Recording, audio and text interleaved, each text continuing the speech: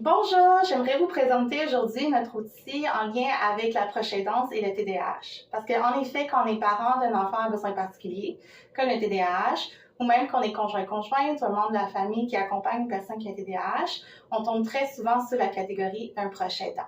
Donc aujourd'hui, je vais vous introduire une histoire justement pour parler de la proche aidance dans le contexte d'une relation parent-enfant. Vous allez voir à fur et à mesure que je lis le livre Jade de déposer des roches dans la balance. Notre outil en passant s'appelle Balance ta pipette. Alors, quand Jade a déposé des roches bleues dans la balance comme ceci, les roches bleues représentent nos responsabilités de tous les jours. Alors, en tant qu'adulte, on a des choses qu'on doit faire justement pour fonctionner, pour faire en sorte que notre famille va bien aussi. Donc ça, c'est toutes les responsabilités qui tombent dans les roches bleues ou les pépites bleues. Des fois, par contre, Jade va placer des roches blanches à fur et à mesure que je lis l'histoire. Donc, les roches blanches, c'est toutes les responsabilités qu'on a en lien avec la proche aidance. Et les pépites d'or, c'est tout ce qu'on fait au quotidien pour prendre soin de nous, de recharger nos batteries et s'assurer justement qu'on est bien et disponible pour pouvoir justement être le meilleur proche aidant possible. Donc, l'histoire s'appelle Le prince et le panda.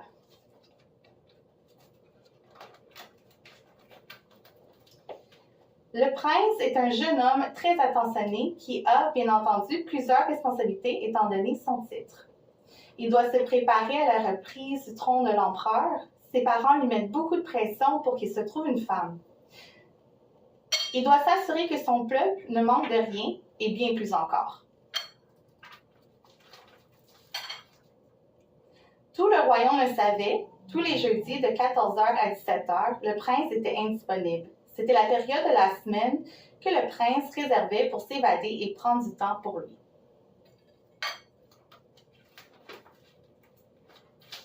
Il allait passer les 3 heures entières à se promener dans son jardin, respirer l'air frais, câliner ses animaux qui y habitaient et faire le vide dans sa si jeune tête. C'était l'activité préférée du prince. C'était également son seul moyen pour s'évader de ce qu'il considérait parfois comme une tempête. Un matin, après une grosse journée la veille où le jeune homme dut prendre d'importantes décisions concernant le futur de son peuple, le prince décida qu'aujourd'hui, il ira passer la journée entière dans son jardin pour prendre une pause de ses responsabilités. Il se donna une journée pour se permettre d'accorder de l'importance à son propre bien-être. Lors de cette marche, le prince remarqua qu'un de ses bébés pandas était blessé. Il s'en voulut énormément de ne pas avoir été dans le jardin plus tôt pour venir en aide. Il décida ainsi de ramener le bébé avec lui dans le palais pour pouvoir en prendre soin plus facilement et pour voir son évolution de guérison de ses propres yeux. Après quelques semaines, le prince était complètement obsédé par le rétablissement de son panda. Il craignait que la patte de son nouvel ami ne se rétablisse pas correctement et que si c'était son personnel soignant qui s'occupait du bébé, qu'il n'ait pas les soins nécessaires. Alors, il ne le laissa jamais seul. Il était constamment l'un avec l'autre. Graduellement, le bébé panda devenait une grosse responsabilité. Le prince le nourrissait et il essayait de faire bouger davantage pour aider la patte du panda à mieux guérir. Le prince n'allait désormais nulle part sans son petit ami poilu. Cependant, le panda était gravement blessé et sa patte ne guérissait pas, aussi bien que le prince l'aurait désiré. Quelques mois plus tard, l'empereur remarqua que le prince semblait submergé par la guérison de son panda, par ses responsabilités, par tous les apprentissages qu'il avait à faire pour devenir empereur. C'est lors d'un repas que l'empereur partagea son inquiétude à son fils. « Vas-tu bien, mon fils ?» demanda l'empereur. « Oui, oui, tout va bien, répondit rapidement le prince. « Ce n'est pas l'impression que j'ai, tu sembles envahi. Je ne comprends pas pourquoi.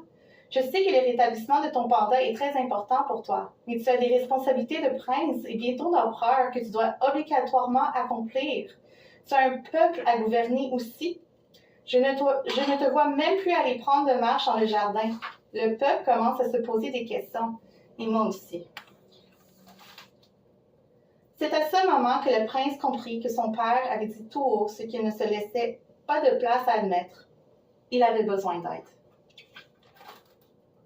Effectivement, le prince ne se rappela pas la dernière fois qu'il est allé prendre une marche dans son magnifique jardin. La fin. Donc, comme vous voyez ici, dans notre balance, les bébites ne sont pas vraiment balancées. Donc, l'objectif de l'outil, oui, c'est bien sûr de prendre connaissance du fait qu'on est proche aidant, mais aussi d'essayer le plus possible dans notre quotidien d'essayer de balancer les choses. Donc, des fois, qu'est-ce que ça veut dire en tant que proche aidant? Mais c'est de soit rajouter des pépites d'or. Donc, au quotidien, peut-être prendre des marches, écouter de la musique, faire des choses qui vont nous amener du bonheur, du répit, justement pour essayer de rééquilibrer un peu les choses. L'objectif, bien sûr, n'est pas d'être parfait. Ce ne sera jamais possible nécessairement toujours balancer les choses, mais c'est juste d'essayer le plus possible de le faire. Mais sinon aussi, qu'est-ce qui peut arriver, c'est qu'on délègue des choses aussi. Alors, des fois, il faut prioriser, enlever certaines tâches ou les mettre pour plus tard, ou des fois, il faut déléguer et demander de l'aide. Alors voilà notre outil de proche aidance que je vous présente aujourd'hui. Et si jamais ça vous intéresse, dans votre espace membre, vous allez aussi avoir ce petit document que vous pouvez imprimer.